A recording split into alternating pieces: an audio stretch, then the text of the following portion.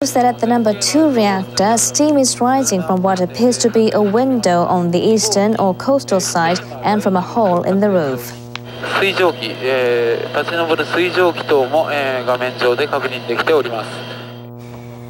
The Tokyo Electric Power Company says that the operation of pumping seawater into the spent fuel rod pool has been completed on Friday. The interior of the number 1 reactor cannot be seen as its roof has caved in. Footage of the number 3 reactor building shows its roof and the upper section of the building's southern wall blown away by a hydrogen blast. Vapor can be seen wafting from gaps in the wreckage near a pool for spent nuclear fuel rods. Faint steam can also be seen rising from twisted steel framework over what might be upper part of the containment vessel. Footage of the number 4 reactor building shows that it's reduced to a steel framework near the top, with a wall on the upper part of the building's southern side torn away. Light that is apparently reflected by something on the surface of the water can be seen from openings in the roof's frame. An inside view from the southern side shows a green object that is most likely a fallen crane. This footage is the first of its kind to be released since the self-defense forces have been shooting aerial images of the plant. The SDF will continue filming to help confirm conditions at the plant. On Thursday, 3 workers at the plant were exposed to water containing unusually high levels of radioactive materials. The Nuclear and Industrial Safety Agency said on Friday the water may have leaked from the number 3 reactor core. When we look into the composition of the water,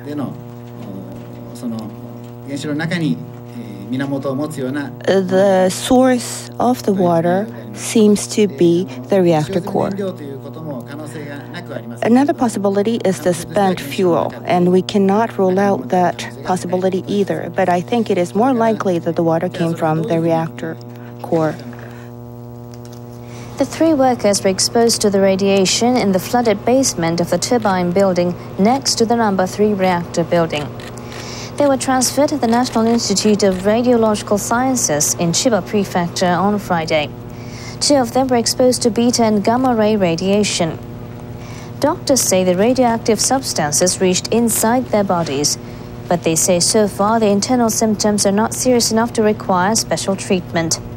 They say the 2 will be receiving similar treatment than regular burns.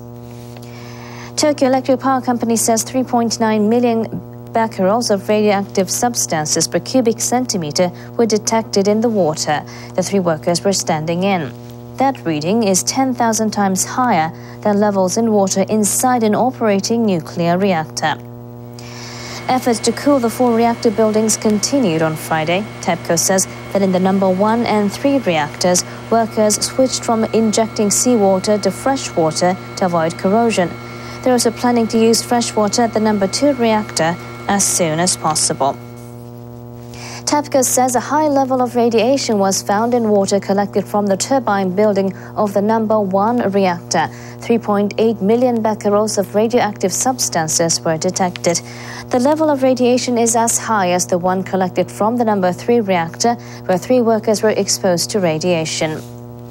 It's still unclear where the water has come from.